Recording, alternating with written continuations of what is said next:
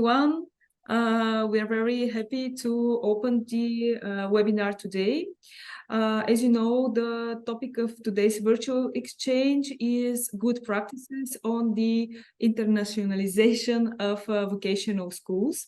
We have managed to invite two very knowledgeable experts who are going to share their experience and provide useful insights for the schools from the Western Balkans, how they can improve their build their capacity for internationalization of their schools. Just before we start, I would like to share with you in our chat a link to the co-host Padlet. This is a place, here is the link, you should see it in the chat. So this is a place where we can share ideas today about useful practices and ideas how the international strategy of vocational schools can be improved. It's very easy to work with the Padlet. Here in the below corner, you have a plus sign where you can write your idea here. So hello, this is my test idea, and then you click publish. And it will be visible in the board for all participants in the webinar to see. The idea is that at the end of today's webinar, we have this virtual dashboard with useful ideas which everyone can take home and try to apply in their school. So I will stop sharing my screen so that I can give the floor to Mr. Fabio Nascimbeni, who is from the European Training Foundation. He will present the activities of the foundation, their initiatives, and how they can benefit vocational schools. Thank you. Thank you very much and for the invitation, and great to be here with this group of experts and practitioners who are actually sharing our main objective, that is to foster improvement of vocational training through internationalization. I promise to be brief. I have just a few slides. First of all, I will tell you who the institution I'm representing. I don't know if you have heard about the European Training Foundation. We are an agency of the European Union. So imagine an office of the European Commission based in Torino, in Italy, and we work with countries around Europe, so in the EU neighborhood. So Western Balkans are exactly in the core of our mandate, for example, and we work in supporting the reform of education, training, vocational training, labor market systems, and we sort of provide policy advice and support to these countries in different areas. Specifically, I am in charge of digitalization and innovation and excellence. That are two of the themes that I will share with you today. So, as you can see there, we work also with the South Mediterranean, with Central Asia, with Eastern Europe, and we basically try, of course, to foster as much as possible collaboration, not only among governments and countries as such and systems, but also across and among schools, vocational schools. Now, two concepts where internationalization is at the core of our work. The first is innovation, and I will here bring to your attention the ETF community of innovative educators. We know that schools are actually made of educators, and we like to think that any change and innovation needs to start and to revolve around teachers and trainers. And that's why a few years ago, actually 3 years ago, we have launched this community of innovative educators. We are now more than 1,300 registered users. When I say educators, think of teachers, trainers, in-company trainers, but also practitioners, experts, managers, everybody dealing with teaching and learning innovation.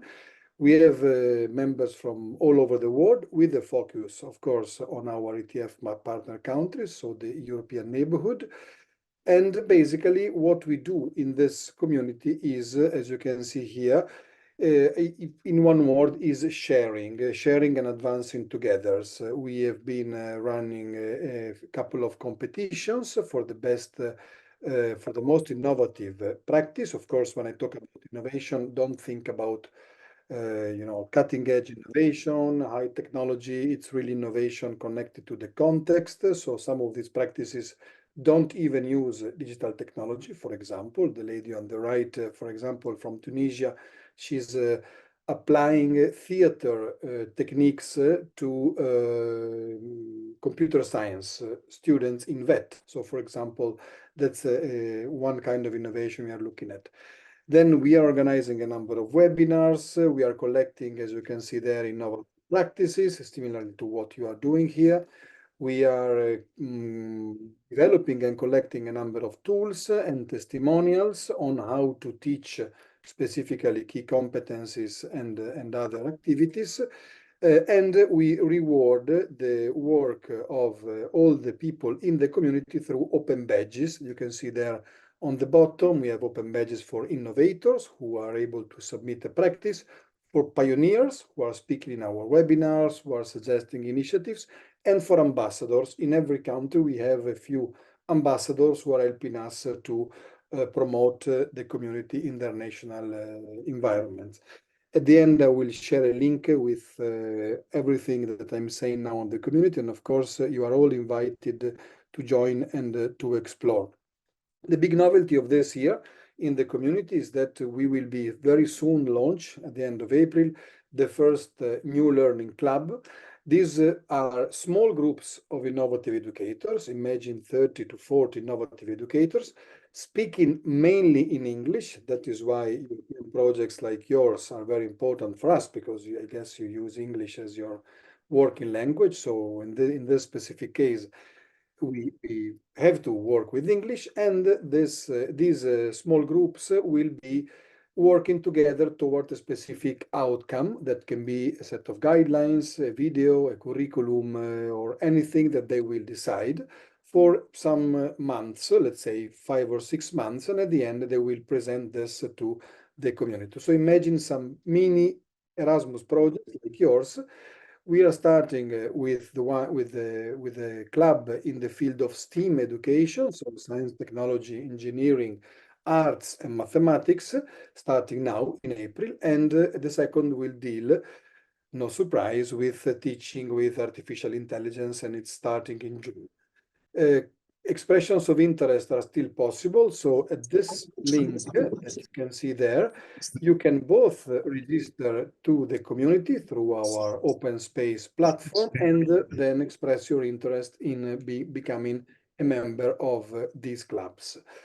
So this is the community of innovative educators. The interesting thing there, as far as internationalization is concerned, is that our innovators, let's say, especially the ones who really are competing for our awards, the ones who are sharing their practices, the ones who are organizing webinars locally, then promoting them internationally through the community, always look for collaboration internationally. So at the level of the educator, we have noticed clearly that when there is some innovation dynamics, automatically there is some interest for internationalization, for sharing of practices, and so on. It's very difficult to find an innovator who is not interested in letting others know and in collaborating with others.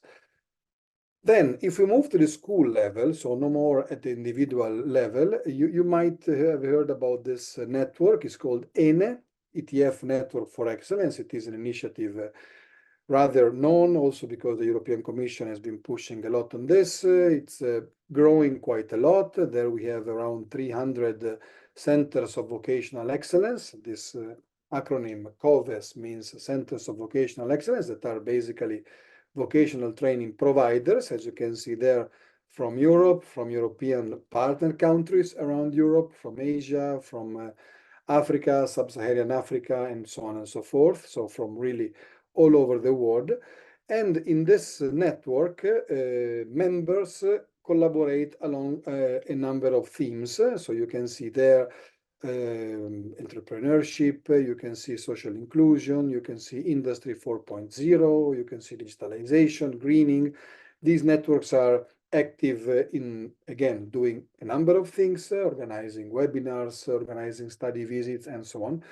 And here, the interesting part is that at a certain point, at the beginning of the life of ENE, we set up a network on internationalization for vocational excellence. But then we basically closed that because we noticed that in all groups, internationalization is the key. So actually, all of these groups now, on all these areas, actually have internationalization as their first objective, because of course you get greener through internationalization, you get more digital or more inclusive, or you improve your capacity to partner with companies through internationalization, by knowing what others do, and of course by discussing how you can then implement this in your own context. So internationalization here is, and this confirms the importance of projects like yours, actually the cornerstone for all these 10 activities. In the case of ENE, also your schools are invited to join. Joining is, of course, as everything we do, completely free, and it allows you to get access to a number of opportunities, matching with other schools, some support to look for funding in the case of the Erasmus Plus of the European Commission. And it is basically, let's say, a very large, almost 300 club of schools from different parts of the world with different focuses that are learning from the excellent ones. So we have in many countries, we have centers of vocational excellence in different areas, and they're working in different themes to advance towards excellence. We have also developed a self-assessment tool for excellence. We are working now towards a label for excellence that can complement what the European Commission is doing with Erasmus+. So you can find a lot of things there. And here, as I was saying before, as you can see, internationalization is actually the key, both for the what and for the how. So you can see on the what you can internationalize. So work placement, you have mobility, you have intercultural skills and competencies, and so on. And actually also the how you can internationalize. We have, of course, Erasmus Plus that can help you through structured projects, but we have different platforms for centers of vocational excellence. You have competitions, you have a number of initiatives that can actually help you with a clear, important strategy of excellence together with internationalization at the very beginning. So I think here the interesting message is that I would say there cannot be excellence without internationalization, and without internationalization that actually starts from the educator, touches upon the leadership, and moves to the system actually of the school. So this was ENE.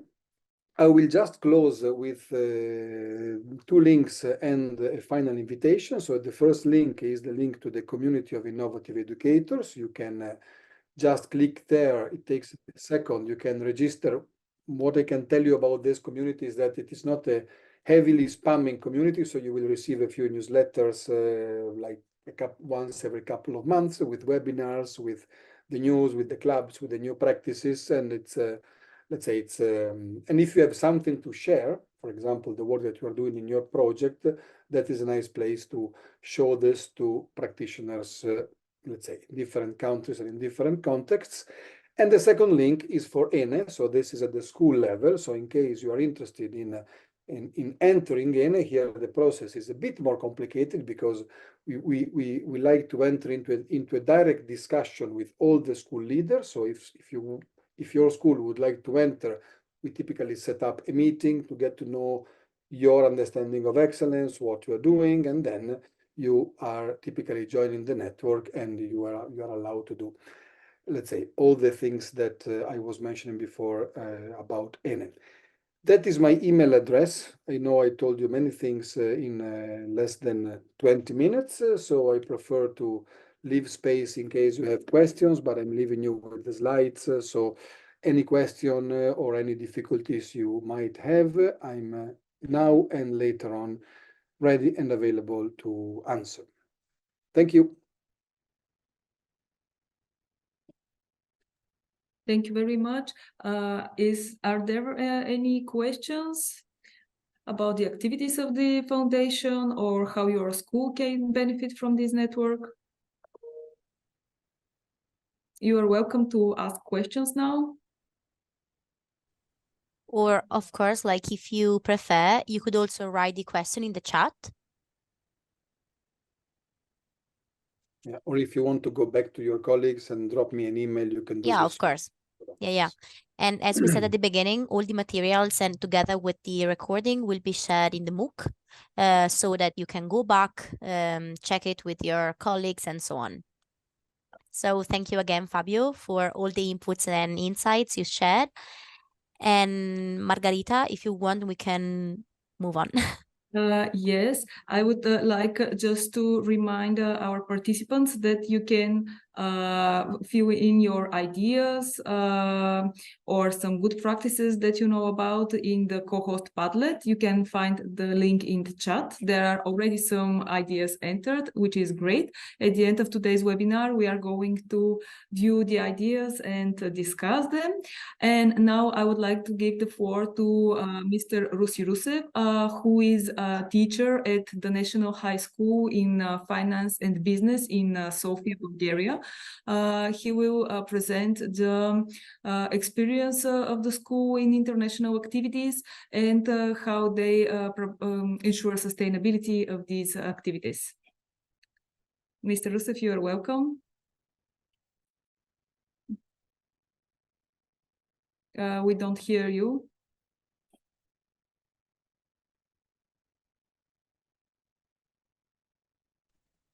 Can you hear me now? Yes, now we hear you. Sorry, I'm with a new laptop and I have to explore some of the things. So I will show my presentation. I'll be very brief because I'm aware that we don't have that much time.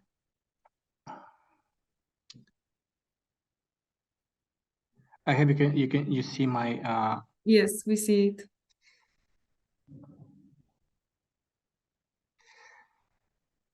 But I'm on the last website. Okay. So as I was presented, my name is Russi Rusev. I'm teacher in National High School in Finance and Business. I'm also a foreign student of this high school, and I'm continuing the legacy of some of my teachers, my colleagues. It's interesting for our school. I'm just going to say a few words about it, not that many. It's interesting for us, our curriculums. We are strictly vet school, and our focus is only economics. We focus on accountancy, on economics and management, and economic informatics. For us, it is vital to keep our students as aware as possible of the difficulties that are nowadays, considering the fact that the labor market is constantly changing, especially in the field of economics. That's why we try to keep us updated with all the possible abilities to show the students that economics are important, that economics are dynamic, that economics are very useful for youth people. And I'm not talking just to know what is supply and demand. I'm just talking about managing your time well, managing your funds well, managing your family costs well. All this we try to teach them, and of course, using a variety of different Erasmus projects. As you can see, we're a big school. We have almost 1,000 students. And our experience started back in 1993 with one project called EcoNet. This project was between Bulgarian and Austrian Ministry of Education and implemented in Bulgaria the practice enterprises as a way of educating young people and teaching them things that they can't see in real enterprise at some point. It is important for us that we are the first school that implemented this type of teaching, and we developed the whole country. So this was the first step of making us as a school and finding us a place during those years in international forums and international network, creating an international network, mainly from the practice enterprises. Here are some pictures of our projects. All those are Erasmus projects, except the one on the top left, which is the starting of the school year.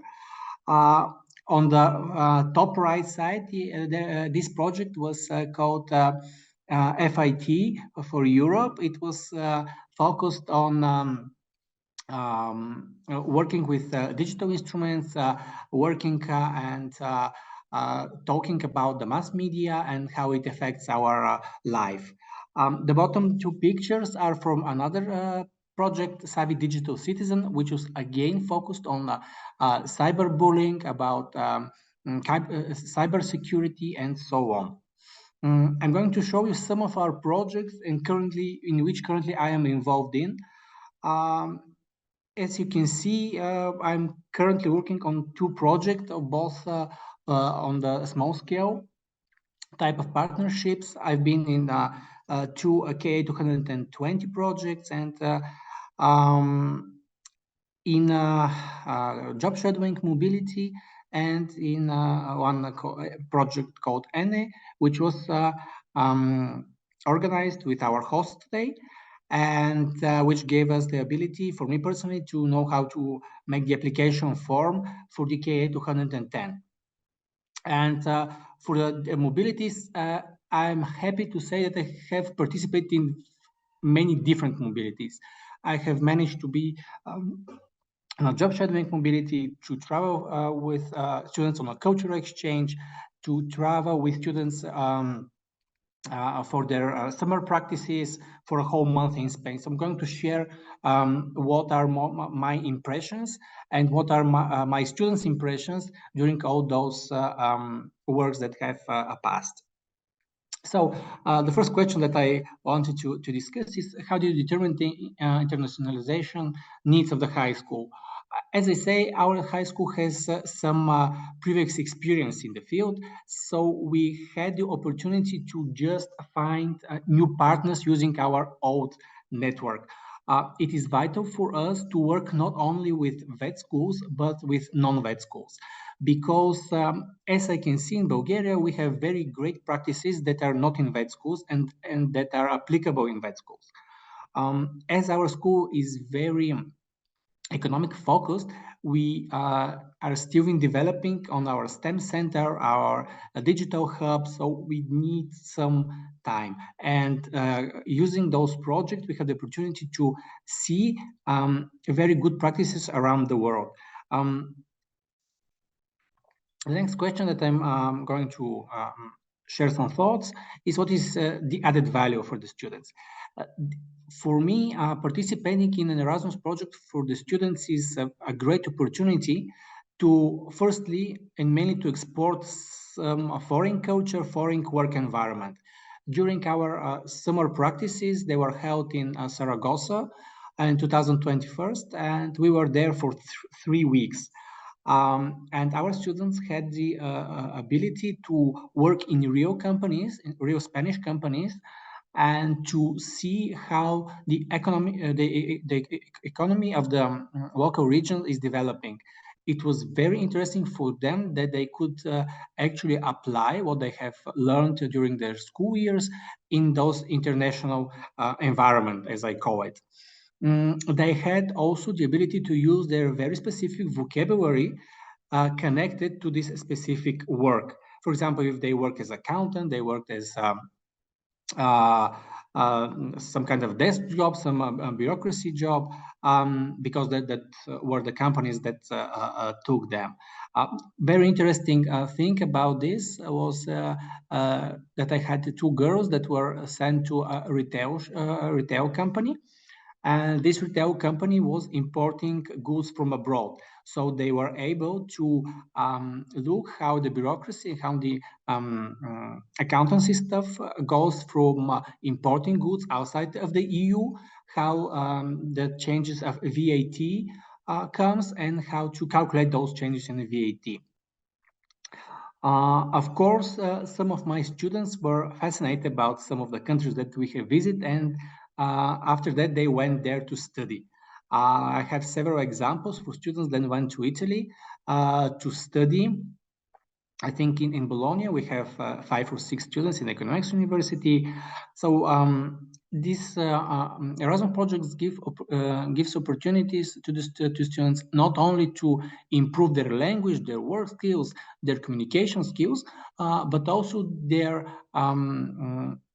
outside perspective of the world, if I can say this, because most of the time students think that everything is given to them by their teachers or by their parents, and then they don't have the ability to work for some things that they really want to.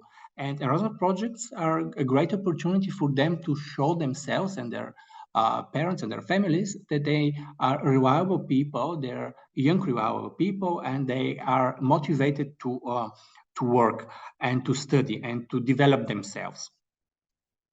The next thing I would like to talk about is how did you find the partners abroad? So as I said, we started in 1993.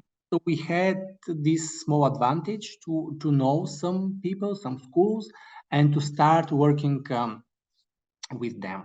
From my experience, I managed to find new partners from the especially through the KA 210 projects, during the ENE project in 2021, through eTwinning, and through Practice Enterprises trade fairs.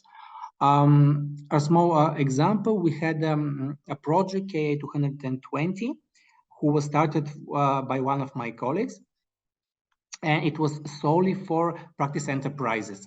So we met students from Austria, North Macedonia, Slovakia, and Croatia. And in order to participate fully in the project, the Nordvet School had the possibility to create their own Practice Enterprises, which was greatly influenced the local school, as countries that they usually don't have such type of education. So how did we conduct the mobility? For me, it's more important to have a good planning. If you don't have a good plan, you don't have good results. And if you have a good plan, you can find solutions if there are problems and to avoid a lot of problems. For us, it's important that the students' motivation and eagerness will be increased during their mobility. I've seen students that were a bit apathetic when joining the mobility. They were almost like forced to be there or something like this. But during the days that they spent abroad, they found their self-confidence, and they actually, maybe I can say, changed their lives. I got a student which was a little bit introvert during one of our projects, but he was a great English speaker. But he wasn't sure in himself to use that language. So for 1 week, he made a lot of new friends, and he even went again to Italy to meet those Italian students. It's important, as I said, that our students are feeling inspired to continue some habits that they have developed during the mobility, such as time management, fund management, teamwork. Of course, each Erasmus project is not only time management and teamwork. Each Erasmus project, for me personally, is a way to establish a good maybe long life connections with foreign students. And for our students, especially in Bulgaria, they really appreciate this opportunity. So they are eager to join those projects. Then I could say a few words how and where the mobility fits to our school strategy. Our school strategy, at least in Bulgaria, is developed for a 5-year period. And now we have a developed school strategy to the year 228. And here I have put some points that are implied in the school documents, including studying for knowledge and competences, individual approach for each student in order to develop their strengths, sustainable education and social responsibility, developing teamwork skills, partnership, etc., and innovations. As I said in the beginning, we are a school that are trying to fit in the 21st century because we had a lot of tradition. We are a fairly old school, celebrating our more than 100 years in the Bulgarian education system. So we had our downfalls, our uphills. So we figured out that if we try to get ahead a step or two, and this would be a great benefit for all the students. And this was the best way achieved during Erasmus projects. So as I'm going to ferry to the end of my presentation, I'd like to say a few words about how actually the teachers changed their look in front of the students. They're not that boring teachers anymore. We had teachers who went to the mobility and brought back great practices they have developed in the classrooms. So I have pointed four common things that happen to maybe the majority of our teachers, that they changed the methodology of teaching, especially after the job shadowing mobility. We make a new efficient ways in working with special needs students, because this was a weakness to us. We created ways to develop educational materials which were more easily acceptable by the students of the 21st century, Gen Z and so on. And they improved their communication. And as I said, I won't talk that much, so thank you for your time. Thank you, Mr. Rusev. It was a very interesting and useful presentation with a lot of practical information in it. Thank you really much. It is obvious that you have a very rich experience on the topic. I would like to ask if any of our participants have questions towards Mr. Nascimbeni or Mr. Rusev.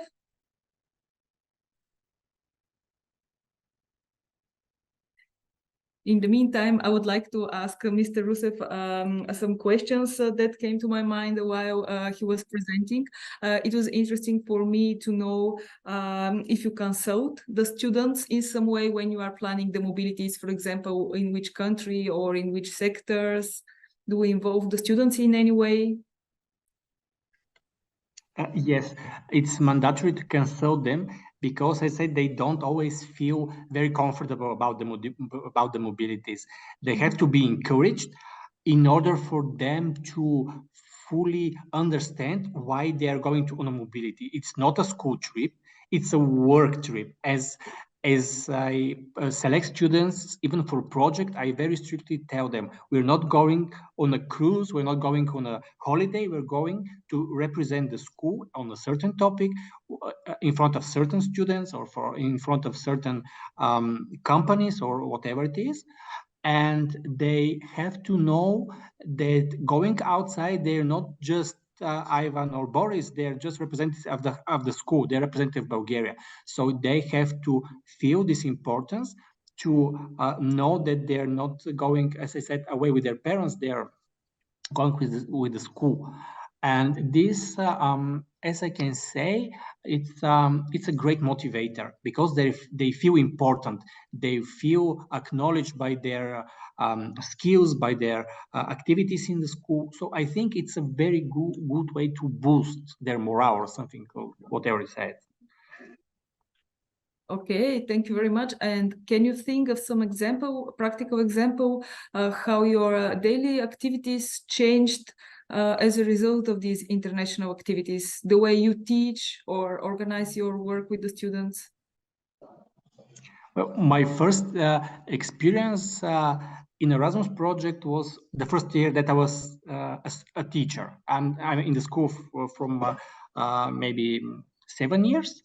And the first time that I went on a mobility was a very interesting one, because I found a lot of documents and that were useful for me. For example, I never thought before to make, for example, a Gantt chart for my projects inside the school. So I'm now implementing this. So, and I have the timetable, and I'm trying to follow this timetable.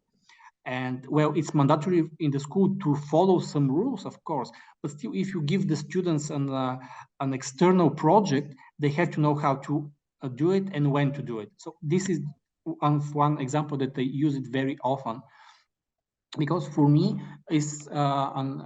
has been always important to have a good time management. I always try to be one step ahead, so I'm trying to give this skill, or to transfer this skill to my students. And another interesting example is during one of our projects, we use a web platform called Miro Board, that I wasn't familiar before that with it, where you can create your digital content, and it was useful for our practice enterprises classes, because in the Miro Board, everyone can add their thoughts, their ideas, and to create something all together. It's not like, for example, Google Sheets or Google Docs. It's not that dynamic in those platforms. So in the Miro Board, you can add whatever you like, text, videos, created your own created images.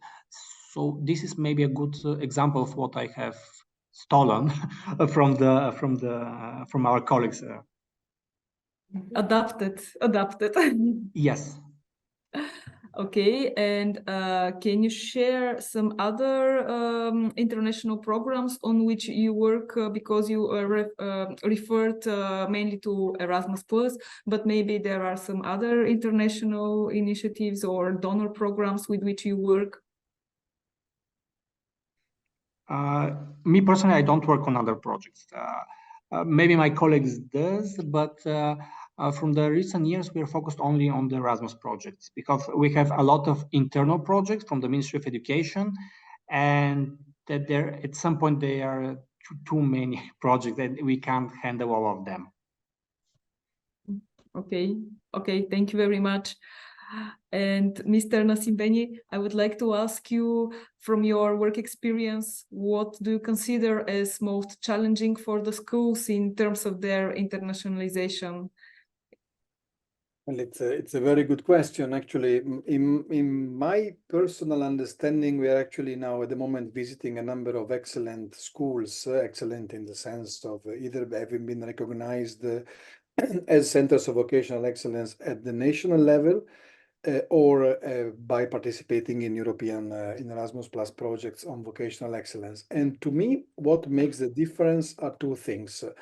First of all, leadership. So you must have a level of leadership that is not only giving priority to this, but is also giving resources to internationalization. We know that sometimes attending one conference can have a cost, but can bring back 5 contacts with key international partners, and 5 contacts can mean 3 proposals, which can mean 1 project awarded, which can mean that that cost has been already well covered 15 times.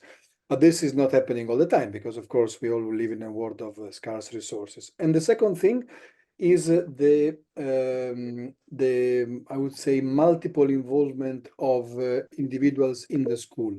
So in many cases, we noticed that especially in schools in countries around Europe, and especially in smaller schools, we have 1 person in charge of international relation, 1 person in charge of internationalization who speaks good English, who has a few networks, and so on.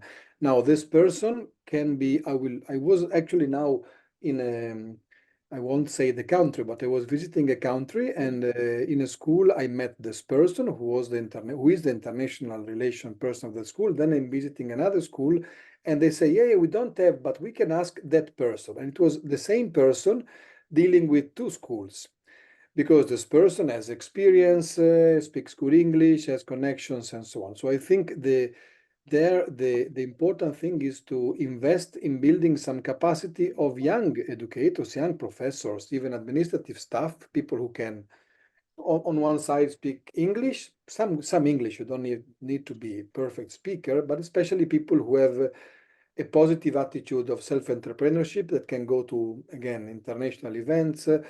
And I would say also that can apply to many different things. If you look at, for example, the opportunities offered by the European Commission in different fields for internationalization, they are much more than Erasmus+.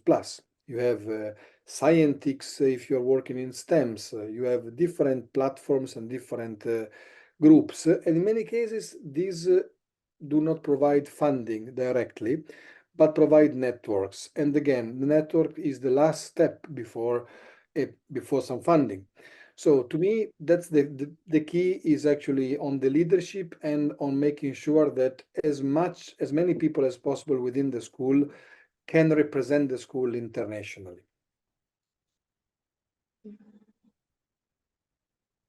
I see there is a hand, right, reason. I don't know if it's Yeah. It's right. Can you hear me? Yeah. Good day to everyone. I'm so happy and pleased that my school has become part of this project. We are first time here, me and my colleague Amina. My name is Sadia. Mr. Russo, I think, from Bulgaria, is speaking about school that is very similar to our school, but we are a little smaller. Actually, I think that we share some similar experience because at 2005, I think, my school entered the EU VET program, vocational program, and we accepted European education programs. It was financed by Austrian Development Agency and Cultural Contact. And since then, we are practicing and teaching on the way that it is, I think, practiced in European Union. I'm very happy that we become part of this program, and I hope so that we will have more good participant. Excuse me.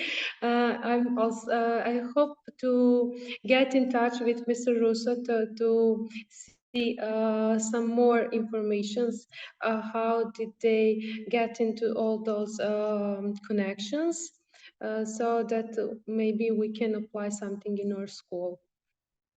My school also, we have about 600 students now, and basically we are teaching economy and administration and business, trade, also architecture and tourism. That's those three type of programs we are having in our school, and we have about 60 teachers. I think that we have few colleagues also that are speaking maybe better English, I think better than me, but I was one who is brave enough to enter into this course. I just want to say hello to everyone and thank you for accepting us. Thank you. You're always welcome. I see that Mr. Rusev has shared his email in the common chat, in the meeting chat. So everyone, if you have questions or would like to network and create new contacts, you can directly write to Mr. Rusev. And now, since we have some 10 minutes left, if you don't have any other questions from the audience, we can have a look at the Padlet, of the project Padlet. I will just share my screen so that we can together view the ideas that you shared during, just a moment. Is it visible for everyone? You see my screen now? Okay. So here are some great ideas that were shared today. How we can, for example, improve the intercultural competences of students by analyzing real world case studies and scenarios that represent cultural misunderstandings. Another suggestion or idea is to plan events which are devoted to specific cultural theme, like international food festivals or heritage week celebrating different regions, or showcasing some global art forms like music, dance, or film. Then we have an idea that we can establish partnerships with schools in different countries and facilitate the student exchange program, which will, of course, allow students to immerse themselves into the different cultures, languages, and educational systems. Another idea is to involve the parents and the local community in the internationalization efforts through workshops, cultural events, so that they know what activities the school is promoting. Another way is, of course, through application in the Erasmus Plus program. A second way is through online training for special topics. And a third suggestion by this participant is to invite specialists in the field and have an international digital platform. Another idea is that we could organize virtual exchanges with students from other schools so that they can connect even though online. So no need for funding, but it could be a very interesting interactive activity for the students. Then know how to join international Erasmus project, create a special team, meet experts from other countries, exchange students with other VET institutions that are placed in coastal cities, for example, Italy, for working in our partner organizations, where we have students in internships. So I guess this is a particular participant who is a professor at the Hospitality and Tourism High School and is looking already for partners from Italy. And the last idea is partnerships with other vet schools who can exchange students, ideas, and make friendships between the students. As you see, we have managed to brainstorm some great ideas during today's workshop, and everyone, I'm sure, can grab an idea for their school from this dashboard. I would like to thank you very much, especially to our presenters, lecturers today. It was a really valuable workshop for our participants from the Western Balkans. And also we have some participants from Bulgarian schools. Both lecturers have left their contacts, so if you would like to continue the communication and networking with them, you can do this. So thank you very much. You will receive a notification for our next meeting, the third virtual exchange. It will be shared on the MOOC, but also in the social media of the project. So stay tuned through our social media channels. Thank you very much and have a great day. Thank you. Bye-bye. Thank you. Bye. Thanks a lot. Bye.